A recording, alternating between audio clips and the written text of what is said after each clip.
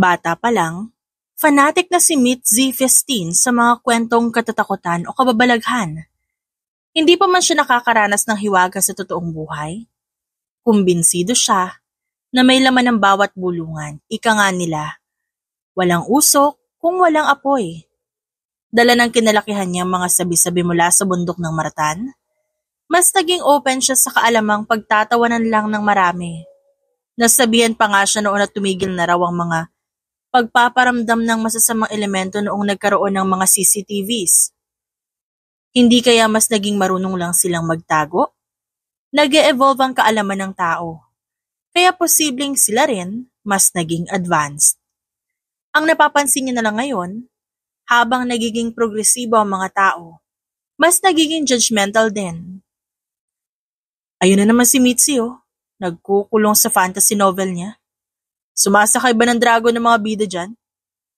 Untag ng kasamahan niya sa trabaho. Napairap si Mitzi sabay iling. Hindi ako nagbabasa ng libro, okay? Latest proposal to ng team ni na Amaya. Aprobado na ng mga nasa taas kaya gusto kong sauluhin bago ang adjustments na gagawin. Ang galing nila Loyal na loyal ka pa rin kay Amaya kahit hindi ka na pinapansin. Ang swerte niya naman.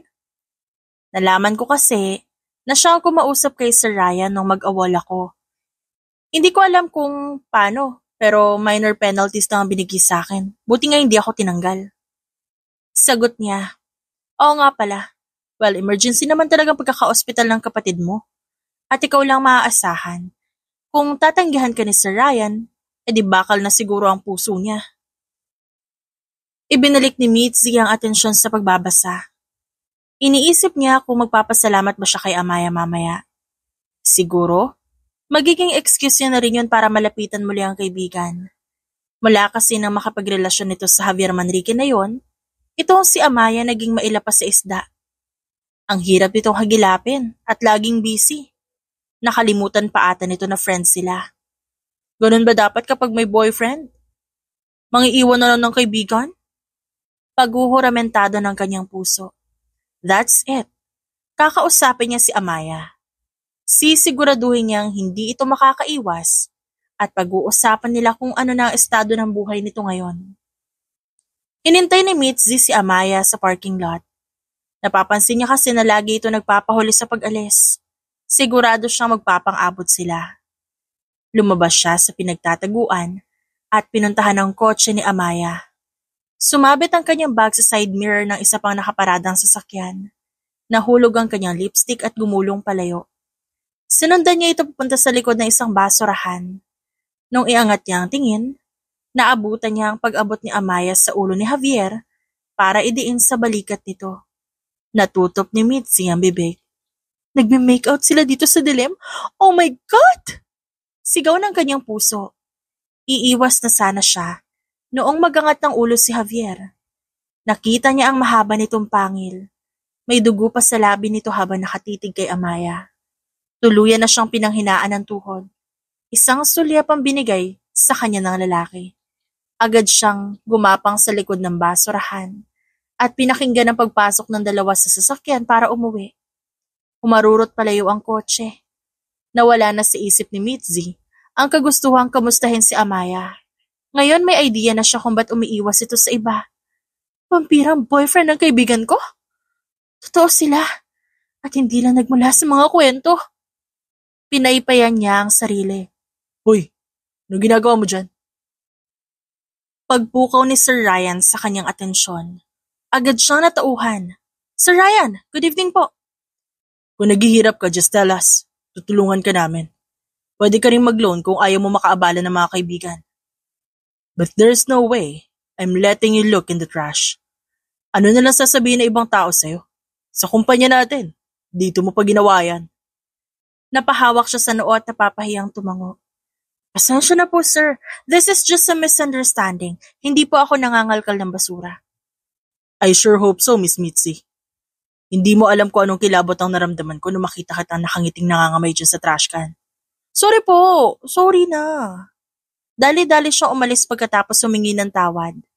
Pagdating sa apartment, hindi niya naman malaman kung anong gagawin. Inuna niyang mag-research ng larawan tungkol sa mga vampira at nakita niyang wala ni isa sa mga ito ang katulad sa nasaksihan niya kanina. Saan kaya ako makakita ng totoong impormasyon tungkol sa kanila? Tanong niya sa sarili. Kung si Javier ay isang vampira, malamang may makakakilala pa ito na ganun din. Ibig sabihin, kung susundan niya ang lalaking yun, hindi malayong makakakilala pa siya ng mga vampirang nakikihalubilo dito sa syudad ng mga tao. Dati pa siya nakakaramdam ng kakaiba sa lalaking yon. Bigla na lang itong lumitaw at lahat ng mga tao sa Martan takot kay Javier. Sinubukan niyang tawagan ng ina at isinalaysay dito ang lahat na nakita. Ano ngayon? Kung nakumpirma mong vampira nga si Javier, mukhang hindi naman niya sinasaktan si Amaya at masaya sila. 'Di ba? Labas ka na dapat dun. Siyasat ng kanyang ina. Naumid si Mitzi. Kapag kuwan, sinabi niya ang tunay na nararamdaman. Pakaramdam ko po kasi, pinagpalit ako ni Amaya sa lalaking kakakilala niya lang. Isa pa, hindi naman siya naniniwala sa mga vampiro o taong lobo dati pero ngayon, halos di niya na ako magawang tingnan. Ako itong lumaki sa ganun pero para mas pinalad pa yata siya kaysa sa akin. Naiinggit ka kay Amaya? Parang ganun na nga, Nay. Pero higit pa dyan, nagtatampo ako sa kanya. Akala ko pa naman best friends kami. Natawa ang kanyang ina. Tanda ka na. Di ka na dapat nag-iisip ng ganyan tungkol sa kaibigan mo. Hayaan mo siya. May sarili siyang pag-iisip at ganun ka din. Hindi mo naman alam ang pinagdadaanan ni Amaya bago niya narating kung anumang meron siya ngayon. Mapanganib ang mundong pinasok niya. Naisip mo ba na baka kaya hindi kanya nilalapitan ayaw niyang mapahama ka? Naistatwa si Mitzi. Hindi sumagi sa utak niya na baka yun nga ang rason ni Amaya. Binalot siya ng tampo at inggit, kaya hindi siya makapag-isip ng maayos. Salamat sa sinabi niyo, Nay. Buti na lang at nandyan kayo. Hindi ako nahihiyang magkwento kasi alam ko karamay ko kayo. Sabi niya sa telepono. Ayokong isipin mo na pinapakialaman kita. Pero gusto ko maramdaman mo na nag-aalala ako sa'yo bilang nanay mo. Ang payo ko, huwag mo nang pansinin niyang si Javier. Hayaan mo na si Amaya. Mag-focus ka na lang sa trabaho at magigiligtas ka pa nun. Sige, Nay. Humiga si Mitzi sa kama at napanguso sa kawalan. Pakiramdam niya, ang swerte-swerte siguro na magkaroon ng vampirang boyfriend. Hindi pang karaniwan at para bang may sarili silang mundo. Pumikit si Mitzi at hiniling na sana makatagpo na siya ng taong para sa kanya. Hindi tama na pinag-iisipan niya ng masama si Amaya. Mas maigi na palaguin niya ang sarili kaysa maghinala sa kung ano-ano. Nagpatuloy ang buhay ni Mitzi na para bang walang great discovery ang nabunyag. Hindi niya kayang titigan si Amaya sa takot na baka may masabi siyang hindi dapat. Sigurado siyang wala rin namang maniniwala kahit ipagsabi niya pa sa marami. Mitzi, padala na lang nito sa courier. Sigaw ni Matt mula sa cubicle nito. Lumapit siya para tingnan ang kahon. Nasaan pala si Mrs. Jackson? May meeting sila. Total bakante naman tayo ngayon. Ikaw na magpadala sa courier. Nandiyan na ang lahat ng details. Ibibigay ko to kay guard, sa kanya ko iuutos. Sige. At kapag may nangyari sa paper, sino man ang nagot? Sabi ko nga ako na maghahatid. Niyakap niya ang kahon at bumaba sa ground floor. Inasikaso niya muna ang pagpapadala ng package bago dumaan sa bakery shop para magkape. Sakto namang, nakita niya si Javier na may kausap ng mga matatanda sa loob. That's great. Extensive ang background nitong si Javier. I was not expecting that. That was all in paper, Prof. Iba pa rin ang field experience gaya na na-acquire niyo. I am hoping to extend my stay in the Univ. Gusto ko pa maglagi sa school. Namangha si Mitzi. Hindi niya inaasahan na ganito palakas mo sa pakikisabay ng isang vampira sa mga tao. Talaga namang hindi mahahalata sa unang tingin. Umupo siya sa mesang malapit sa mga matatandang nag-uusap.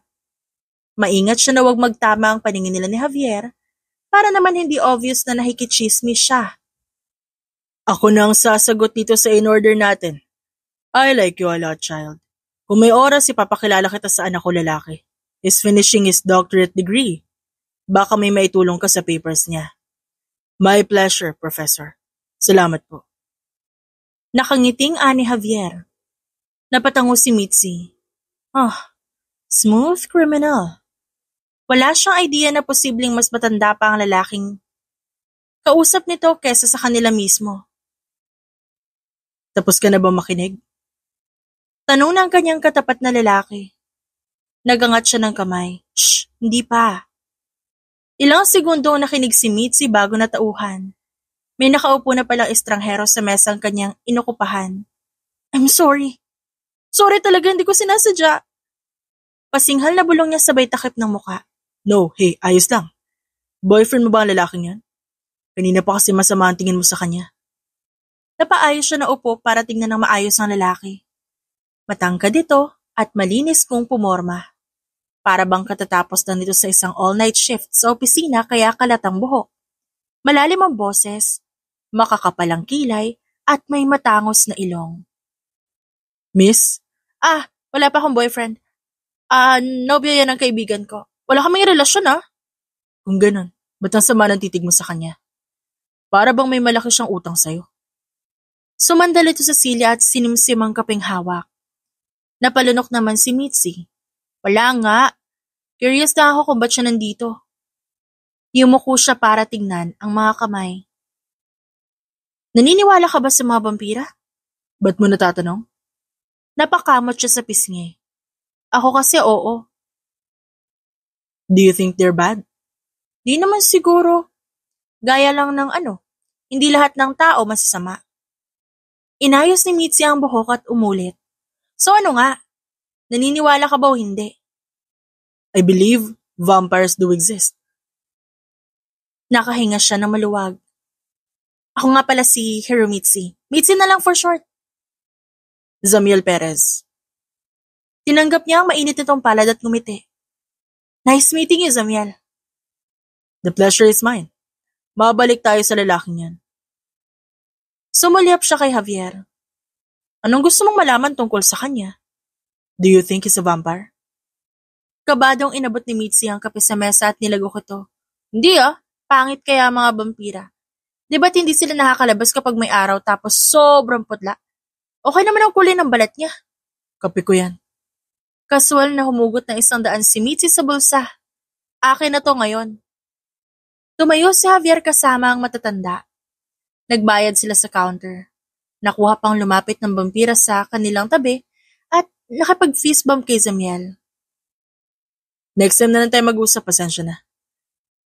Napatagal ang diskusyon namin ni Prof. Z. No pressure, Javier. Na-entertain naman ako kahit papano. Bumagsak ang panga ni Mitzi. Siya naman ang binalingan ni Javier. Nakukwento ni Amaya kung pwede raw ba kayo lumabas next time. Kausapin mo siya sa office. Ihahatid ko kayo kung saan nyo man maisipang pumunta. Goodbye.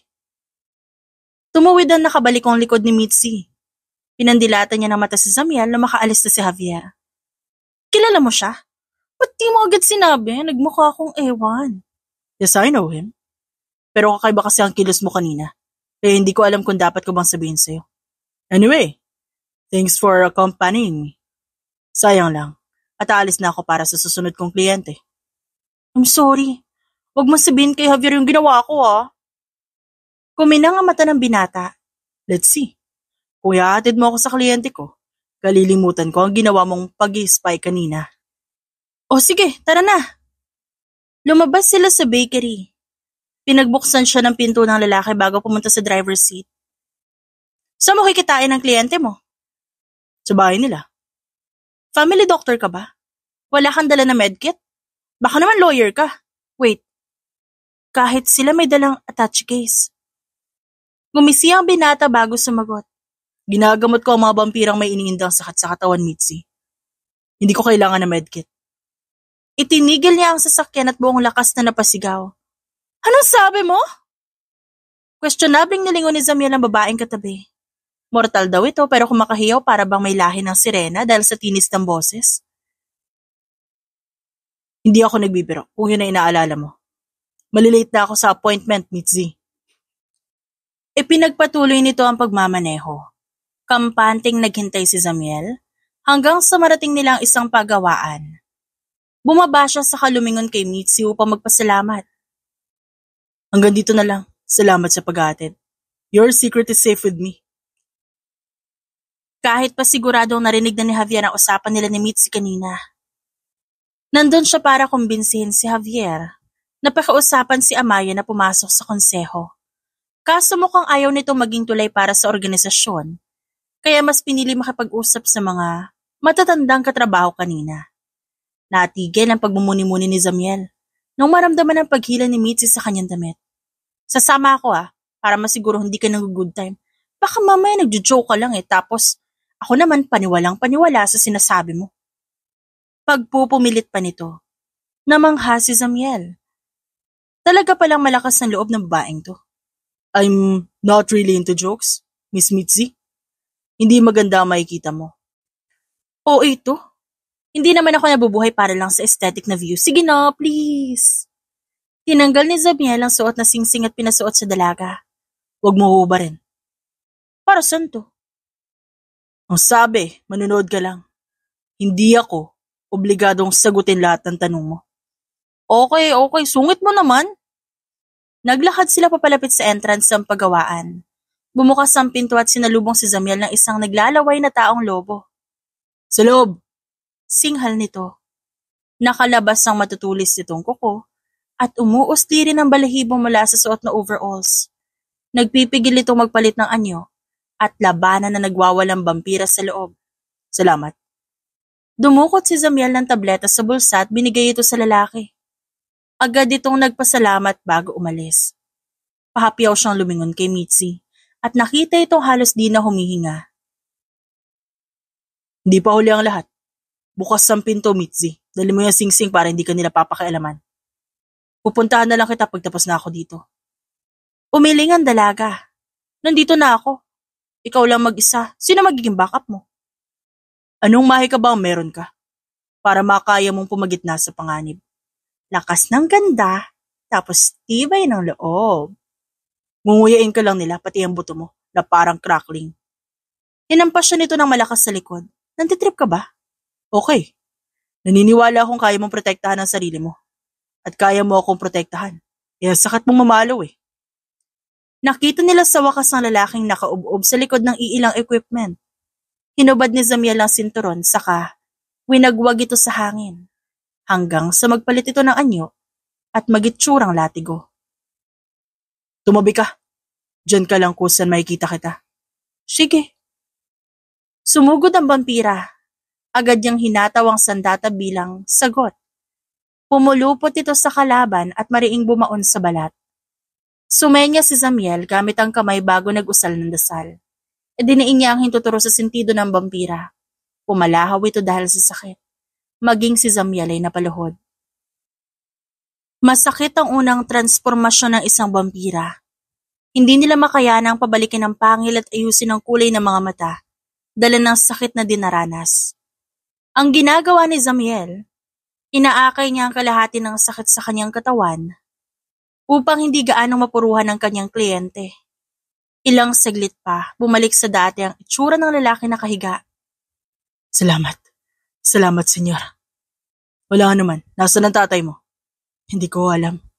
Siguradong masaya na siya ngayon. Isa na akong ganap na vampira at hindi na ako kalahating mortal. Umiling si Zamiel at pinunasan ng kamay na pinanghawak sa lalaki kanina. Dali-dali siyang umalis, pagkatapos ng ritual. Paano nagiging kalahating vampira ang isang mortal? Samantalang ang iba naman kapag kinagat ng vampira at nahawaan, nagiging full-blooded vampire sila. Umiling siya sa pag-uusisa ni Mitzi. Ikaw na mismo ang sumagot ng tanong mo. Ang isang half-blood vampire ay pagsasamang lubos ng isang mortal at isang vampira. Gaya na lang ng prinsipyo kung paano hindi naghahalo ang dugo ng ina't ama ng isang mortal kapag nabubuo ang bata. Ganon din ang sitwasyon ng isang half-blood. Hindi nagbabago ang kanilang anyo at nauuhaw lang sila sa dugo paminsan-minsan. Okay. Hindi ganon ang sapilit ang paghawa ng isang vampira sa isang mortal. Hinahawaan niya ng direkta ang dugo ng tao para maging bulok din ito at maging uhaw sa dugo ng iba. Sapilitan silang nagtatransform. Kapag hindi magkasundo ang utak at katawan, magiging masakit ang pagbabagong anyo nila. Natahimik si Mitzi ng matagal bago nagtanong. Ang sabi niya kanina half-blood siya, pero dahil sa ginawa ng kanyang ama, ganun na nangyari. Ibig sabihin ba nun? Pinakagat siya sa ibang vampira para maging full-blooded vampire? Ganun na nga. Ang nasaksihan mo kanina ay ang una niyang pagbabagong anyo. Natutop niya ang bibig. Nag-iwas naman ng tingin si Zamiel. Nakita ko kanina, may ginawa ka habang hinahawakan mo yung ulo niya. Ano yon? Namawis ka ng sobra para bang pati ikaw nasasaktan? Ganun nga ang nangyari. Nakikihati ako sa sakit na nararamdaman niya para hindi siya mabaliw. Kapag nangyaring lalabas muli ang pangil niya, sasaklolo ako para gawin ulit ang ginawa ko kanina. Hanggang sa masanay siya tanggapin na ito ang magiging buhay niya. Tumango si Mitzi. Dumaan ito sa isang fast food at pinanood ito ni Zamiel hanggang sa matanggap ng dalaga ang drive-thru order. Heto, may ice cream dyan. Kainin mo agad baka matunaw, sayang naman. Ha? Tinignan ni Zamiel ang natanggap na pagkain. Para saan to? Job well done, galing mo kanina. Napagod ka rin kita ko kaya sige na. Napakurap si Zamiel. Tahimik niyang inubos ang sorbetes. Nagtabi siya ng burger para kay Mitzi at sabay silang kumain sa boulevard. Malaki ba ang bayad sa'yo sa trabahong yan? Ba't mo natatanong? Hindi ganun kalaki pero pwede na rin. Wala. Natanggap ko kasi text ng boss ko. Fired na raw ako. Nag-awal eh. Dahil ba sinamahan mo ako kanina? Wala ka ng trabaho? Oo. Ewan pero hindi ako malungkot. Alam mo, paulit-ulit ang ginagawa ko araw-araw. Wala nang bago. Nakakasaka lang ganong routine. Yung nasaksihan ko kanina, na-amaze ako. Pero alam ko namang di ko kayang gawin yung ginawa mo. Sapat na sa akin na makita ko yun ng isang beses. Tiningnan niya ang mahiwagang singsing sa daliri ng dalaga at kaswal na nag-iwas ng tingin. Total, nag-adjust na ang size ng singsing sa kamay nito, hindi niya nalang babawiin. Di ka ba natakot? Siyempre takot no, akala ko kasi matatalo ka eh. Paano kita matutulungan? Wala, kaya yun. Di ko alam na isa ka palang certified excellent manggagamot. Dumako ang tingin ni Zamiel sa kanyang nakangiting labi at ninamnam ang pagkain habang umunguya. Tinabi niya ang wrapper ng burger at nagpunas ng bibig. Nakita mo kanina, mahirap ang trabaho ng isang manggagamot. Minsan nawawala sa isip ko ang appointment at nariyan pang hindi ako nakakadala ng kagamitan sa pagiging tamad. Napapaisip akong kailangan ko ba ng assistant. Agad na nagangat ang palad si Mitzi. I volunteer! Marunong ako niyan. Kahit mamayang gabi, magme-memorize pa ako ng isang buong libro. Okay lang. Talaga? Let's see. May bibigay ako sa'yo. Mga do's and don'ts sa simpleng guide para masaulo mo. Asikasuhin mo muna yung pag-turn over sa mo ko tawagan sa numerong to. Gets ba? Oo naman. Ako pa. Umayos ng tayo si Mitzi at sumulyap sa kanya. Alam kong hindi ka rin pangkaraniwang tao, Zamiel. Kung nagagawa mo yung mga kanina, ibig sabihin may magic ka rin. Ano ka? Kalahating vampira. Payak na sagot niya bago tumingin sa dagat. May isang mapaglarong ngiti sa kanyang labi. Oh, sinasabi ko na nga ba, bossing? Huwag ka mag-alala. Magiging isang mahusay na assistant ako para sa'yo. The best you will ever have. Pagbibida ni Mitzi. Okay. Huwag kang mag-alala. Magiging ligtas ka. Sisiguraduhin ko yan. You're fired. Yun ang mensaheng paulit-ulit na binasa ni Mitzi habang inaasikaso niya ang dadalhin bukas. Gusto niyang malungkot kahit konti pero dala ng pagkabagot niya sa duty, hindi niya kayang mag-post ng sad update sa social media. Pumunta siya sa opisina kinabukasan para kunin lahat ng gamit niya. Mare, saan ka ba nasabit at di ka bumalik agad dito na may pinadala sa'yo? Sumama ka ba sa truck? Pangwestiyon ng kanyang kasamahan. Wala. Something came up. Kailangan unahin yun kaya heto. Sagot niya bago sumulyap kay Amaya. Lumapit siya dito at nangamusta. Hey. Hi. Nabanggit sa ni Javier na nagkita kayo? Pinagmasdan niya ang awkward na ekspresyon ng dating kaibigan at umiling. Wag mo na ipilit kung di talaga kaya. Ayoko rin na maipagsiksikan ng sarili ko sa'yo. Naintindihan kita. Talaga bang alis ka na sa trabaho? Mas gusto ko yung nahanap kong sideline ngayon. Kibit balikat niyang saad sabay ngiti. That's great. Wish you all the best. Thank you. Lumapit siya upang bumulong sa tenga ni Amaya.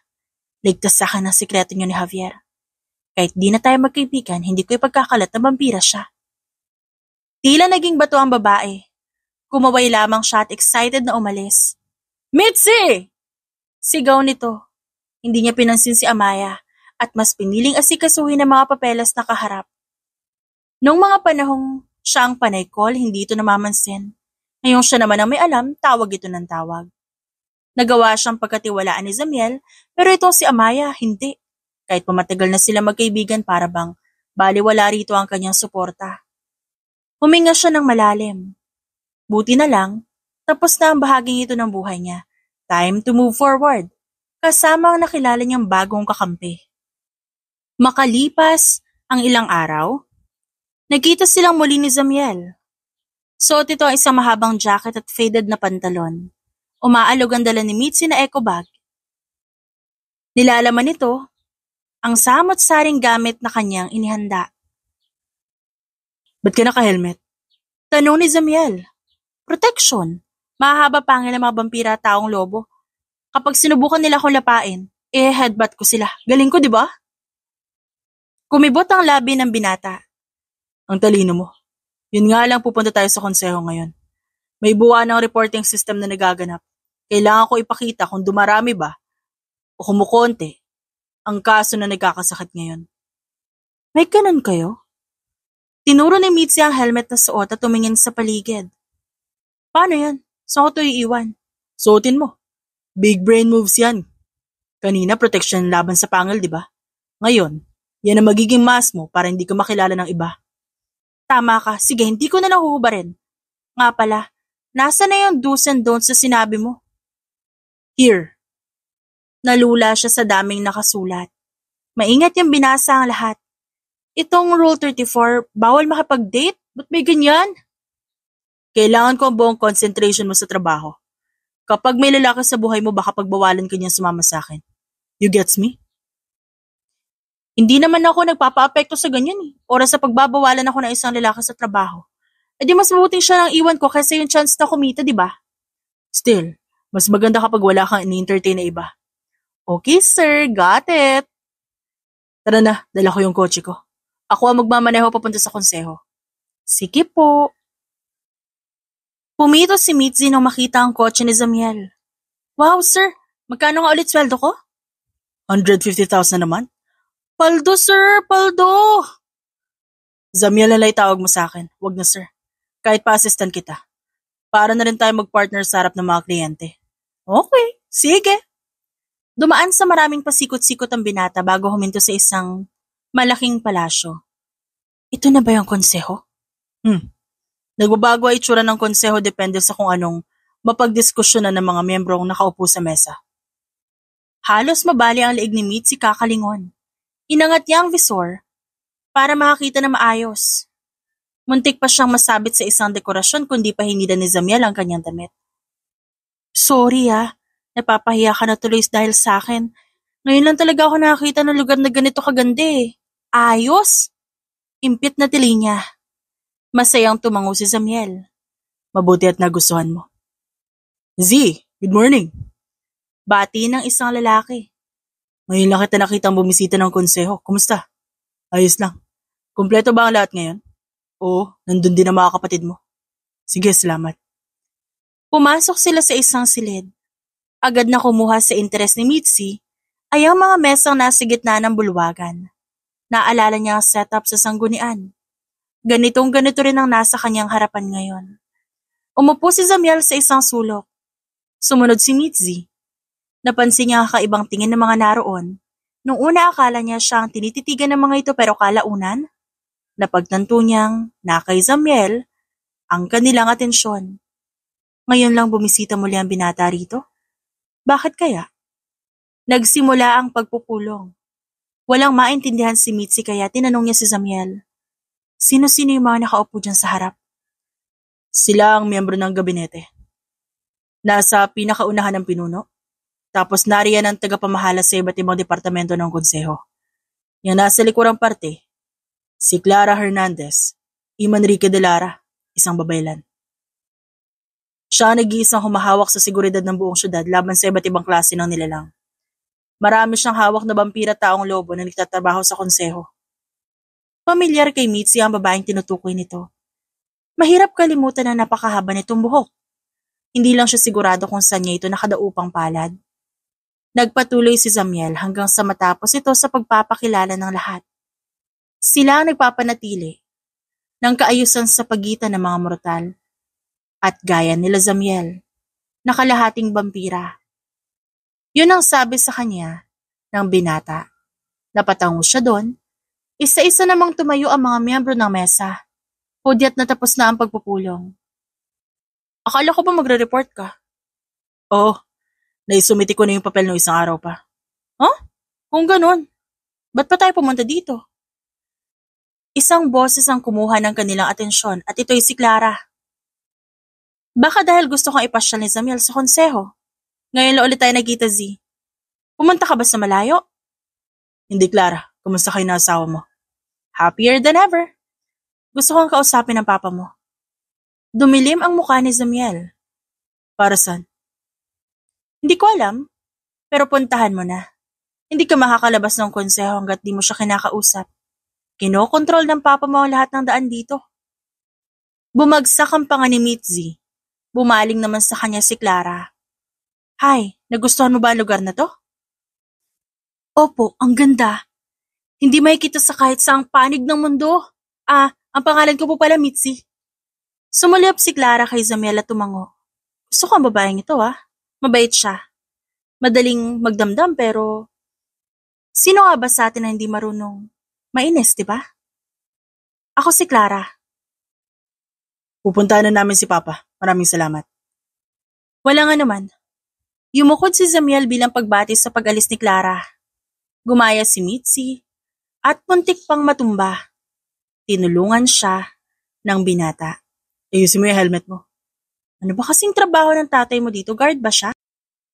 Mas malala pa dyan. Di notorious sa sperm donor ang papa ko. Walang ibang ambag sa mundo kundi magparami ng lahi. Yun ang trabaho niya. Tara na, may kliyente pa tayong pupuntahan. Pumasok sila sa isang pribadong silid. Saglit na dumilim ang paningin ni Mitzi. Noong siya'y magmulat, nakita niya ang isang modernong opisina. Ibang-iba sa palasyong modelo ng buong lugar. Ama. Bati ni Zamiel sa lalaking umupo bilang pinuno ng konseho kanina. Natampal niya ang helmet na suot. Akala ko ba sperm donor ang papa niya? Narinig ko ang ginawa mo para sa anak ni Director Chua. Ito ang iilan pang listahan ng mga taong kailangan mong puntahan. Utos nito, bago binigay ang isang rolyo ng papel. Napangiwi siya sa dami ng pangalang nakalista. Matanda na ang ama ni Zamiel at may napakahabang balbas. Mukha naman ito mabait pero kung titignan ng malamig na ekspresyon ng anak na kaharap, mukhang hindi ito okay bilang tatay. Kilala ko ang iba dito. Malubha ang kanilang karamdaman. Alam niyo mahikihati ako sa nararamdaman nilang sakit. Gusto niyo ba ako maghirap kapalit ng pagbango ng pangalan niyo? Malumanay na sabi ni Zamiel. Napalunok si Mitzi. Sumama ang tingin niya sa matanda dahil sa narinig. May kanya-kanyang responsibilidad ang mga kapatid mo. Ito lang inuutos ko sa'yo. Nagagawa mo pang manumbat. Sagot ng pinuno. Hindi ako nanunumbat, Papa. Nililinaw ko lang kung talaga bang ikasisiya mo na makitang nasasaktan ako. Umismid ang matanda. Lahat tayo may ginagawang mahalagang sakripisyo araw-araw, Zamiel. Hindi kayo espesyal. Utos ko yan sa'yo. Kaya wala kang ibang magagawa kundi sundin yan. Huwag mong hintayin dagdagan ko pa, nakasulat yan. Naintindihan ko, Papa. Sa susunod, huwag kang magdadala ng mortal sa konseho. Hindi itinatag ang lugar na ito para gawing field trip para sa mga tao. Wala ako nakikitang espesyal sa babaeng yan. Kaya hindi ko maintindihan kung ba't kailangan mo siyang bigyan ng special treatment. Lumamig ang mukha ni Mitzi. Tumingin siya kay Zamiel at tinintay itong magsalita. Alam niya na kapag bumoses siya, magiging malala lang ang lahat. Labas siya sa usapang ito. Suot niya ang singsing ni Mama. Alam niyo ibig sabihin yan. Malamig na sabi ni Zamiel. Iwinasiwas ito ang kamay at biglang naglaho ang buong silid. Napunta sila sa isang malawak na golf course. Nasa tabi ang kotse pero wala na ang malaking palasyo kanina. Wow, saan napunta yun? Tanong niya. Nagbabago ang itsura ng konseho, Mitzi. Oo nga, pero ang sabi mo, ang pinuno lang ang kayang magkontrol nun. Ba't nakaalis tayo agad kanina? Mukhang may sasabihin pa sana si Tanda eh. Humalakhak si Zamiel at umakbay sa kanya. Naalala mo lahat ng sinabi ko. Maganda yan. Ako pa? So paano nga nangyari yun? Secret. Bossing mo ako, di ba? Ako lang makakaalam kung bakit. Napangiti si Mitzi. Napagod ako sa pakikinig. Daan tayo sa fast food, Zamiel. No? Kumain ka naman ng healthy na pagkain. Huwag yung puro maalat. Saan mo gusto? Hinubad ni Mitzi ang helmet at pinunasan ng panyo ang pawis sa muka. I know a good place. Doon muna tayo magstay bago ang appointment natin. Ang unang linggo ni Mitzi bilang assistant ni Zamiel, na puno ng takutan. Kahit sa panaginip, never niyang na-imagine ang samot-saring kondisyon na nasaksihan ng mga araw na yon. Ba't may gumagalaw sa loob ng bukol niya?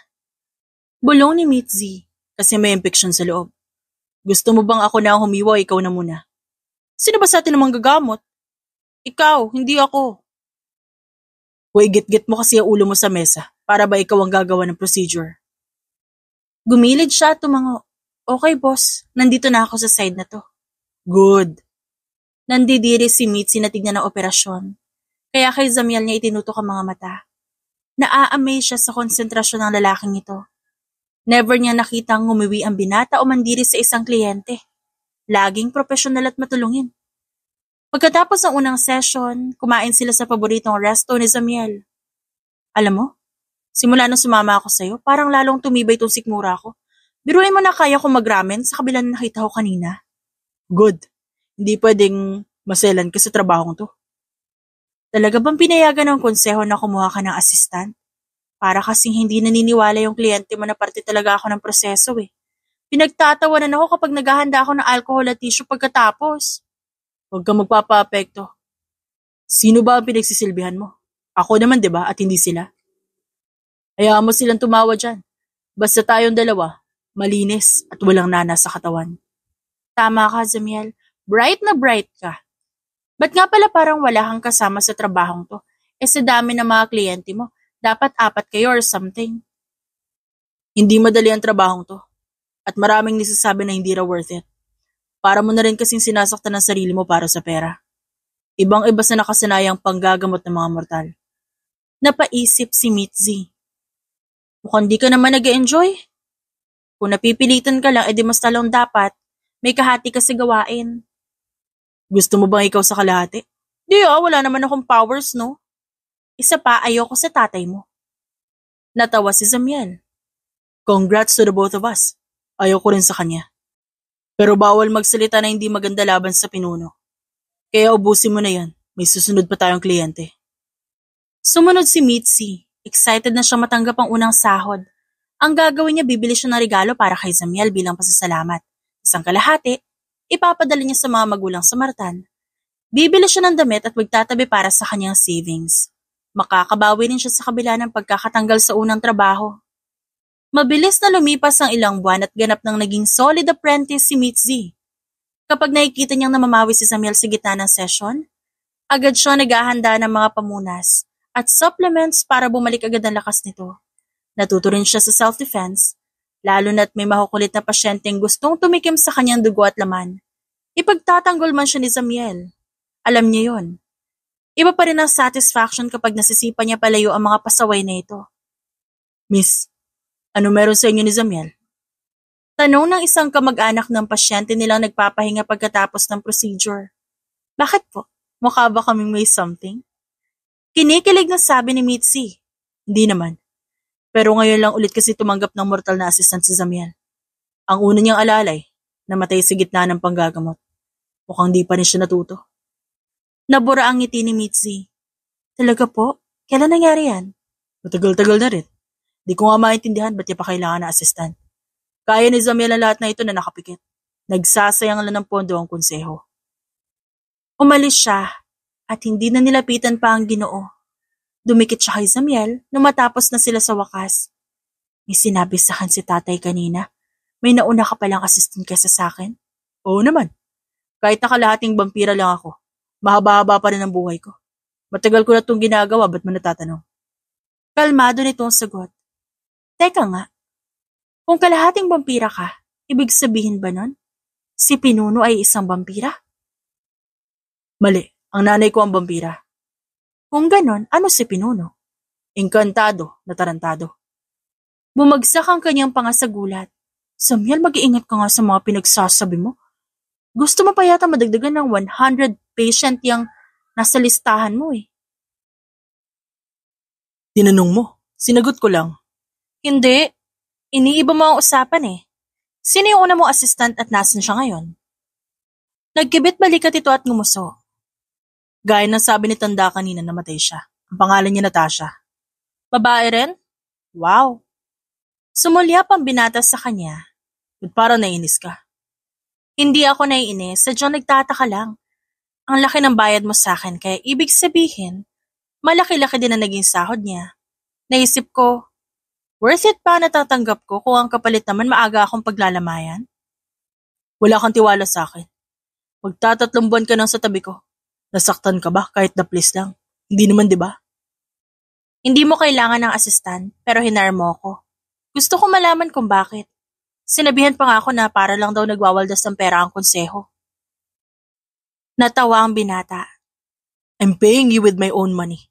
Huwag ka nagpapaniwala sa pinagsasabi nila. Sino bang mas maalam? Ako yung mga yan. Ikaw? Oh, ako naman pala. So shut your mouth. Lalo na kung mababanggit ka lang din ng mga nilalang na walang halaga. Harsh? Ganon din ba ang tingin mo kay Natasha? Siguro kapag natege ako, sasabihan mo rin ako na isang nilalang na walang halaga.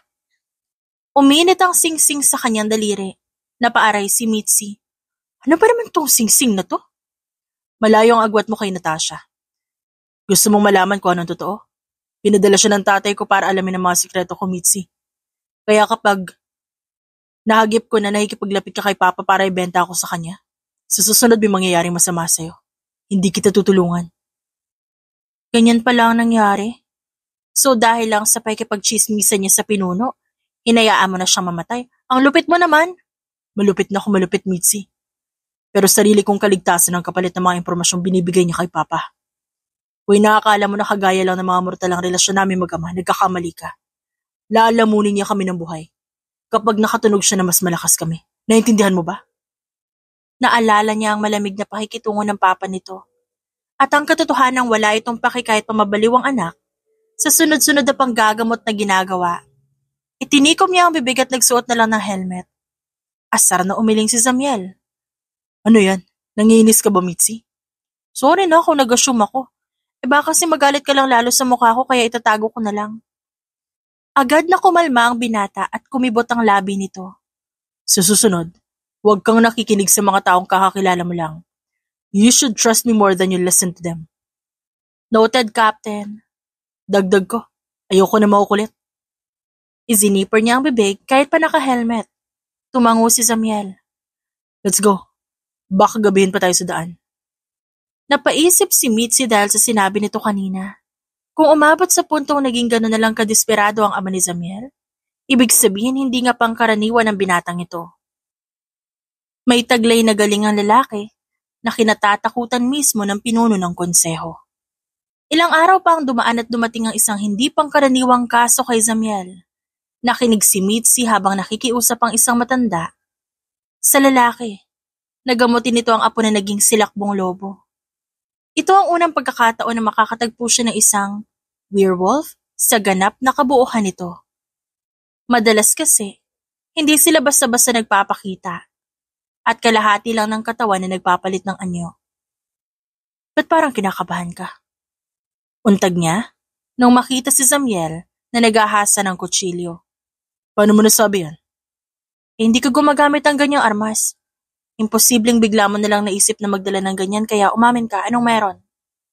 Pag-uusisa niya habang sinusulat ang address ng matanda kanina.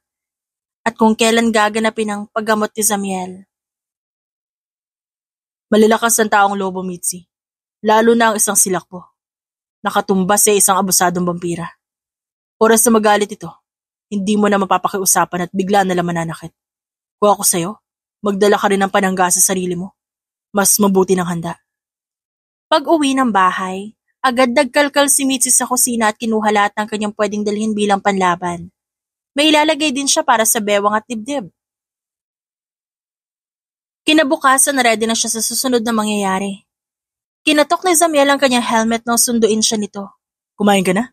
Oo, dami kong kinaing bawang. Just in case nakagatin ako, magiging matapang ang amoy ng dugo ko. Umiling ang binata at hindi na siya tiningnan pa ulit. Bilisan natin. Mas maaga tayo matatapos, mas maganda. Nagmaneho si Zamiel ng halos 5 oras. Dumating sila sa isang liblib na compound. Nagkalat ang mga basura sa paligid. Ang nakakakilabot pa, may mga lapid ang nakalatag mismo sa hardin sa loob ng gate. Zamiel, sigurado ka bang hindi tayo naliligaw? Pareho sa nakasulat sa planner ko. Nasa tamang bahay tayo. Kung ganun, kakatukin ko na. Wag. Dumukwang si Zamiel at kumuha ng malalaking bato. Saka ito buong lakas na tinapon sa kinakalawang na gate. Kumalat sa buong paligid ang napakalakas na ingay at halos mabingi si Mitzi sa ginawa nito. Uy, ang ingay mo!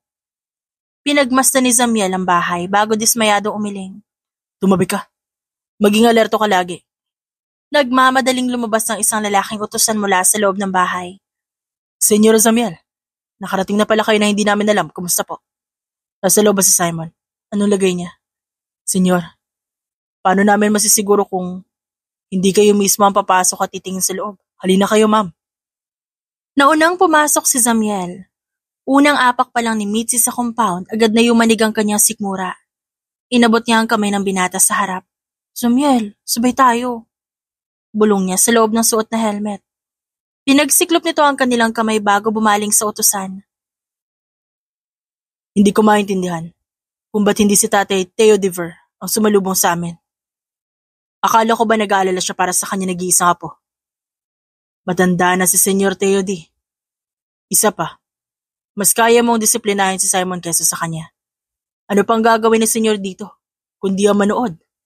Mas mabuti pang hayaan na lang kayo ni Mamitsi sa inyong panggagamot.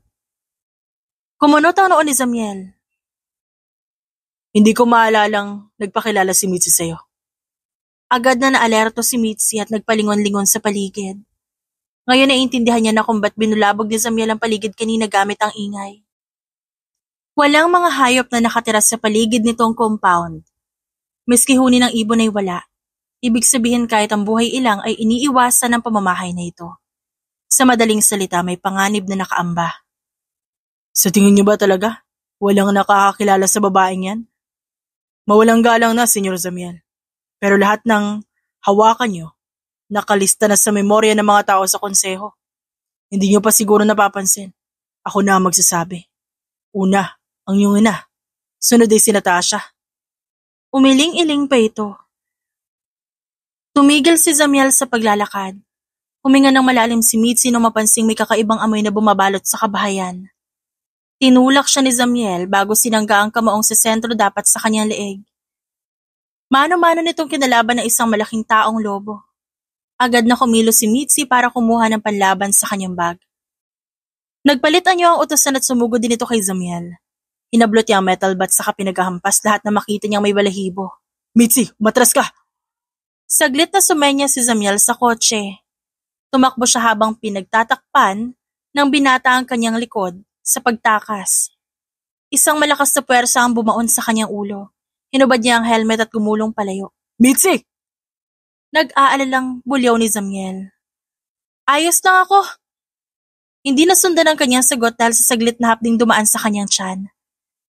Napaluhod si Mitzi habang pilit binabalik sa loob ang umusling laman. Zamiel! Saglit na natahimik ang buong paligid.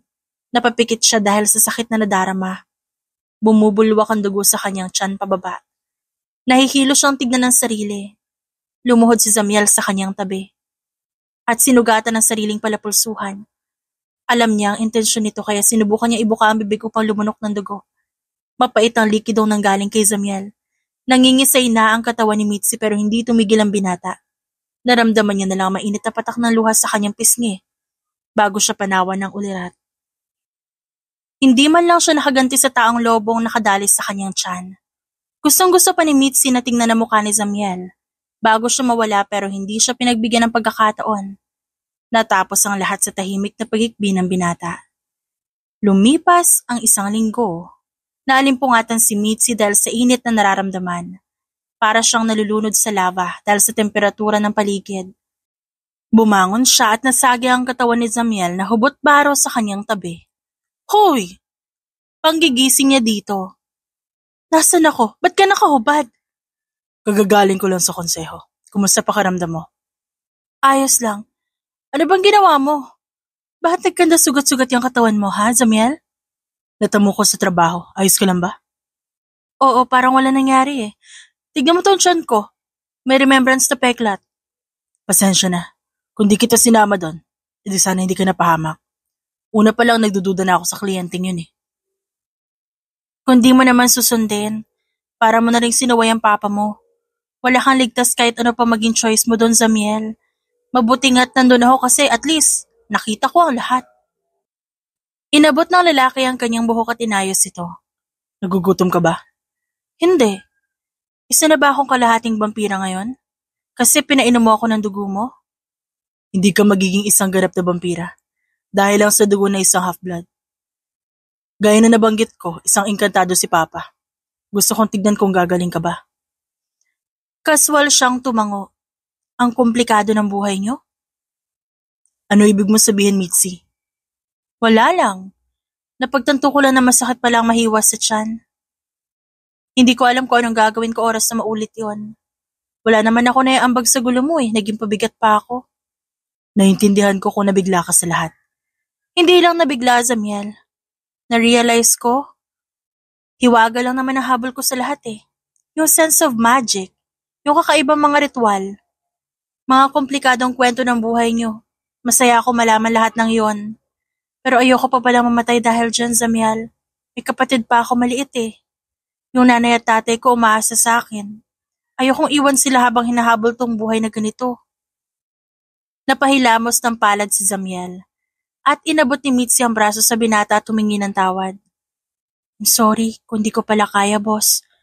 Pasensya na kung pakiramdam mo iwan kita sa ere. Sadyang di ko na kaya.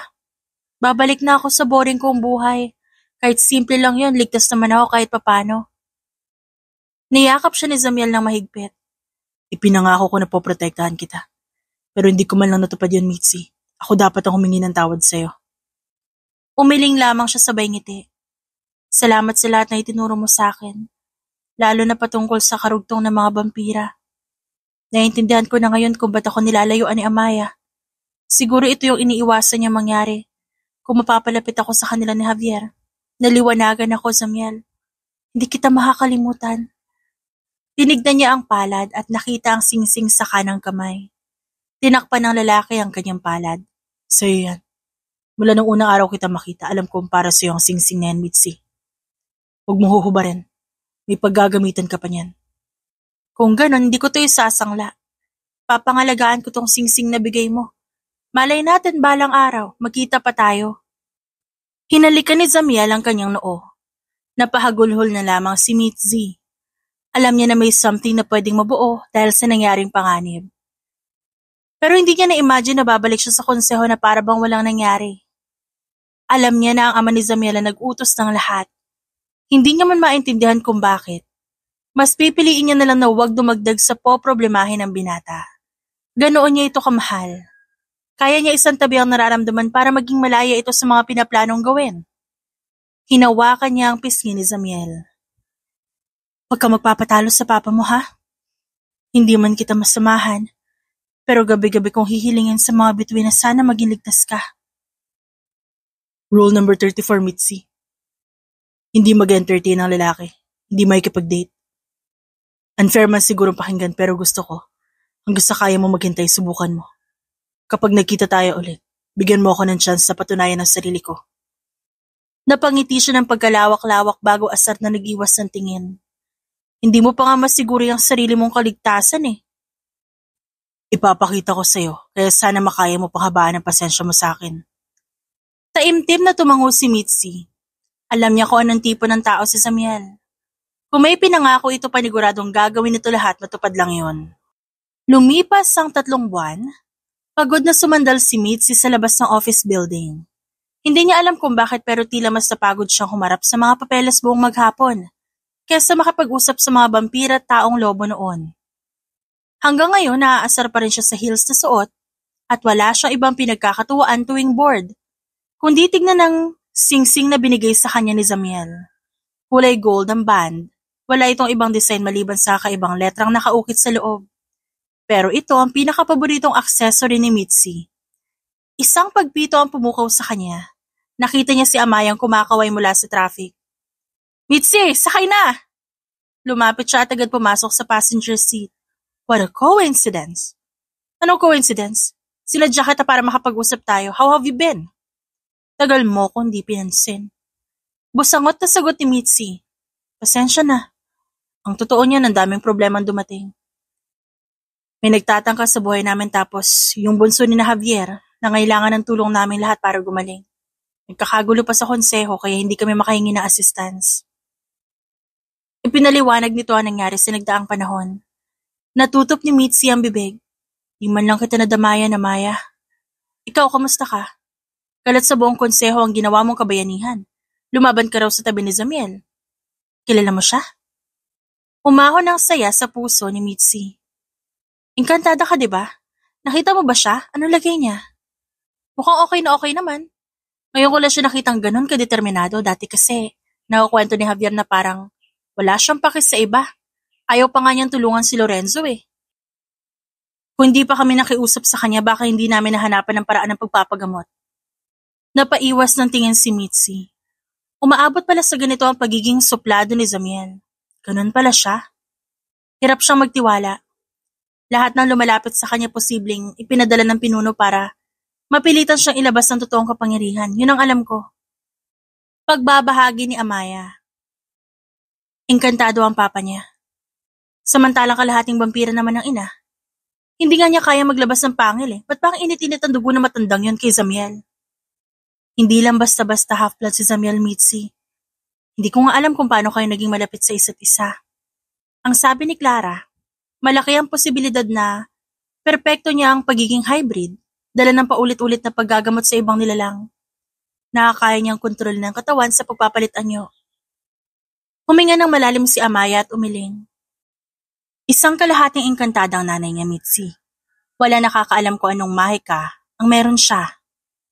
Iniwas ni Mitzi ang tingin at tiningnan ng singsing sa kamay. Namiss kita, Amaya. Pwede ka bang lumabas mamayang gabi? Mag-catch up naman tayo. Napangiti ang babae. Ngayong kabilang ka na sa mga nakakaalam tungkol sa amin. Hindi na ako matatakot na baka mailang ka o manibago sa lahat ng makikita mo. Marami akong ikukwento sa'yo. Napatili siya dahil sa excitement. Walang kasiguraduhan kung magkikita pa sila ni Zamiel. Pero ngayong bumalik na si Amaya, gumaan ng konti ang kanyang pakiramdam. Para kasing may nagtatali pa rin sa kanya sa mundo ni Zamiel. Hindi lang bangungot ang nangyari sa kanya kundi isang matamis na karanasan sa landas ng mahika. Dumating sila sa bahay ni na Amaya. Nagpaalam ang babae sa kabiyak nito. Nakuha pang kumaway ni Javier sa kanya, kaya maangas siyang tumango. Akong bahala kay Amaya, Javier. Huwag kang mag-alala. Sila dapat ang mag-ingat sa inyo. Huwag kayong masyadong papagabi may trabaho pa bukas. Sabi nito. Hinalikan nito saglit ni Amaya, kaya naghintay na lamang si Mitzi sa labas. Tapos na? Sorry Ngumiwi si Amaya kaya natawa na lang siya. Normal things. Basta ako pag nagka-jowa talagang iinggitin din kita. Ikasisi ako kapag may nagmamahal sa'yo, Mitzi. Halika nga rito, ayusin natin ang buhok mo. Lumapit siya sa kaibigan. Ako magmamaneho. Fine. Ako ang passenger princess tonight. San tayo? Food and drinks. Gusto ko mag-enjoy. Alright, treat ko bilang sorry dahil nawala na matagal itong best friend mo. I missed you, Mitzi. Ako din naman na-miss kita. Pinag-isipan pa kita ng masama Kasi inisip ko na ang selfish mo that time. Don't worry, hindi na mauulit. We will start over again. No more secrets. Friends? Tumango siya ng mariin. Best of friends! Pumunta sila sa isang sikat na kainan. Marami sila napagkwentuhan at malinaw na malinaw kay Mitzi kung ano ang dynamics sa pamilya ni Javier. Mabuti na lang at siya naging kabiyak mo, Amaya. Ang dami ko nakita habang nanggagamot si Zamiel. Maraming engkantada ang ginagamit na ibang nilalang para dyan sa mahika na inyong tinataglay. Napaisip si Mitzi. Nagagamit ang dugo niyo para makalabas ang isang vampira na hindi natatakot sa sinag ng araw. Sa mga taong lobo naman, mas nagiging malakas ang kanilang anyong lobo dahil sa inyo. Yan nga ang natutunan ko kay Clara eh. Kaya gano'n na lang ang pag-iingat ni Javier kasi alam niya na marami ang umuubos sa lahi ng mga engkantada para sa makasarili nilang intensyon. Sumimsim si Amaya sa hawak na juice. Mauubos mo ba yung alcoholic drinks na in-order mo? Oo naman, malakas sikmura ako, no? Talaga lang ah. O baka naman broken ka kaya lakas mong tumungga. Paano magiging broken wala nga nasimulan? Maybe it was just all because happy si Zamiel sa pagiging loyal ko. Imbis na iwan ko siya sa gitna ng gulo, lumaban ako sa tabi niya. Ngumisi si Amaya. Para maliwanagan ka, ba't di mo tanungin si Zamiel ng diretsyo? Total, nandito rin naman siya. Ha? Gulantang na lumingon si Mitzi at nasaksihan ang pagpasok ng binatas sa establishmento. Nagsimulang umapoy ang kanyang pisngi. Oh my gosh, sumobra ba ang alak? Ano itsura ko? It's real. Natanggap ko ang text ni Clara kanina. Ang sabi, hinahanap ka raw ng pinuno ng konseho. Ng tatay ni Zamiel, edi papatayin ako noon. Natawa ng tuluyan si Amaya sa kanyang reaksyon. Mitzi, ipapakilala ko sa iyo ang itinalagang bagong pinuno ng konseho. Si Zamiel. Zamiel Perez. Tumindig ang binata sa kanyang harapan. Naglahad ito ng kamay. Nice to meet you again, Mitzi. Ikaw ang bagong pinuno? Paano nangyari yun? Oops, tinatawag na ako ng aking hobby. Kailangan ko na umuwi. Bye guys, salamat sa tulong mo, Z. Walang anuman, Amaya. Umupo si Zamiel sa kanyang katapat na silya. Narinig ko ang balak mo maglasing. Hindi gawa-gawa ka ng kwento dyan. Umiling lamang ito at inagawang isang bira sa mesa para inumin. Ba't gusto mo magpakalunod sa alak, Mitzi? Wala. May namimiss kasi akong certain someone. Kaya gusto ko makalimot mo na para hindi ako malungkot ng sobra. Natigilan ang binata. I'm sorry kung natagalan ako. Sinabi ko ba ikaw na namimiss ko? Hindi naman ah. Pinagtawanan lamang siya nito. Sige, ihahatid kita pa uwi. Mukhang di ka nagdala ng kotse. Pumayag siya at nagpatiuna sa pag-alis. Nung magkasama tayo dati, lagi ka naka-helmet. Ngayon bumalik ka, kakailanganin ko pa rin ba magsuot noon? Hindi na. Ligtas na ang mundo para sa'yo, Mitzi. Final na yan ngayon. Sumakay sila sa kotse ni Zamiel.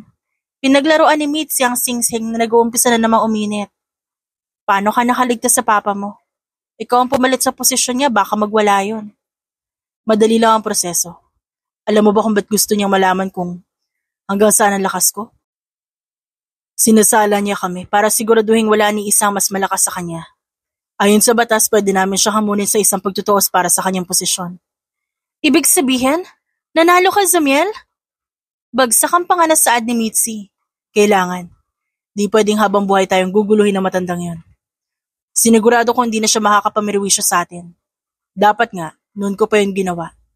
Wala akong interes sa pamunuan ng konseho pero kung kakapalit nun kaligtasan mo, pagsisikapan ko.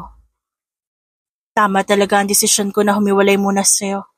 Kung nandun ako, madidistract ka lang. Mag-aalala ka para sa akin gaya nung naambush tayo sa bahay nung dapat na kliyente mo. Marami pa ako hindi sinasabi sa'yo, Mitzi. Kalahating engkantada ang nanay ko at sa tubig nagmula ang kanyang mahika. Nagamit ko yun para labanan si Papa. Gaya kasi ni Amaya, ang kapangyarihan niya nagmumula sa lupa. Proud na napasigaw si Mitzi. Ang lakas-lakas naman pala nitong boyfriend ko. Sino pa mga away sa akin yan kung backup kita? Boyfriend? Ayaw mo ba? Gusto. Kahit ang nanay ko, ikaw ang pinili. Lumiwanag ang singsing sa kanyang kamay. Isang mainit na yakap ang bumalot kay Mitzi. Total ikaw na mismo nagsabi na kasintahan mo ko. May isa pa akong tinatago sa'yo. May anak ka na. Engaged ka ba sa iba? Namutla ang kanyang labi. Pinitik ng binata ang kanyang noo. Ba't ka naman umabot dyan? Anong sasabihin ko? Yun ba yung gusto mo marinig? Ito ang gusto kong sabihin sa'yo. Ikaw ang karugtong ko. Ang piniling itakdang kabiyak ng mundo para maging kasama ko habang buhay. Wait, ba't di mo sinabi sa akin agad? Kasi ayoko mapilitan ka. Gusto ko maging natural ang nararamdaman mo sa akin. At hindi lang dahil isinugo ito ng kapalaran nating dalawa. Nagustuhan mo rin ba ako, Mitzi? Itinigil nito ang sasakyan. Bumaba ang binata para akayin siya palabas ng kotse. Tinatanong kita, Mitzi. Nagsili para ng mga alitaptap sa paligid. Nasa isang malawak na damuhan sila. Oo naman. Tingin ko obvious naman yun para sa'yo. Ikaw ang nagbukas ng pinto para malaman ko ang ilan sa mga tinatagong sikreto ng mundo, Zamiel. Dumoble ang saya ko kasi kahit ang sanlibutan, gusto tayo magkatuluyan. Hinalikan siya ni Zamiel sa noo bago humiwalay para magpatugtog ng musika. Isinayaw siya nito at walang ibang pinagmula ng ilaw sa paligid kundi ang sinag ng buwan at pagkistap ng mga alitaptap. Tila eksena sa panaginip na nagkatotoo o isang pahina sa libro na pinunit at ginawang bida, si Mitzi at Zamiel. Mala fairy tale na ending. Sa nagdaang buwan, hindi lang nagpakalulong si Mitzi sa trabaho. Pinakiramdaman niya ang sarili at inalam kung makakaya niya bang balikan ang gulong iniwan niya noon. Nasabi niya sa sarili na kung mauulit lang ang parehong sitwasyon, hindi siya mangingiming protektahan si Zamiel. Dahil hindi rin nagdalawang isip ang lalaki na labanan ng sistema para maging malaya silang samahan ng isa't isa. Walang diskriminasyon sa pagitan ng mortal at vampira. Ipapakilala kita sa konseho. Sa lalo madaling panahon. Kailangan makilala ng lahat kung sino ang naging inspirasyon ko para labanan si Papa. Kalmadong sabi ni Zamiel. Ipinilig nito ang ulo at pinakita sa kanya ang mahahabang pangil. Hindi nagkamali si Amaya. Isang ang ganap na hybrid si Zamiel. Kayang gumamit ng mahika at mag-anyong vampira. Gulatin natin silang lahat. Pagsang-ayon niya bago inilihis ang ulo at ilantad kay Zamiel ang pagitan ng liig at balikat. Sa gitna na malamyos na tugtugin sa phone ay ang pagsinghap ni Mitzi dahil sa pinagsamang sakit at pagkakiliti. Matapos linisan ng sugat, nag-usal na maikling dasal ang binata. Pangako kong hindi ka yuyuko para sa kahit na sino, Mitzi. Ngumiti na lamang siya bilang ganti at humalik sa labi nito. Mahal na mahal kita, Zamiel. May kanya-kanyang kahulugan ng mga tao patungkol sa kapalaran. Marami ang naniniwala na hindi natin hawak ang sariling destinasyon sa buhay. Samantalang may ilan din na kumbinsido na tayo mismo ang nagbibigay ng ilaw sa daan na ating tinatahak. Ang pag-iibig ng vampira at tao ay mahigpit na ipinagbabawal. Anomalya na maituturing. Kung praktikalan, tila uulamin lang ng isang halimaw ang isang mortal. Pero sa kabilang banda, hindi natin maitatanggi na baka isa itong leksyon na hindi dahil yun ang iniisip nating nararapat, ay hindi na pwedeng magbago. Ang pagiging halimaw, hindi nasusukat sa itsura, kundi sa pag-iisip mismo ng isang nilalang. Gaya na lang kung paano ang asal demonyo ang taong may mukhang anghel. Mapanlin lang at nandadaya. Ang true love ay mahirap hanapin sa iba, pero ang masasabing greatest love, walang iba kundi ang ating sarili. Yun ang pinakadalisay na mahika na pwede nating hasain at gamitin araw-araw. The end.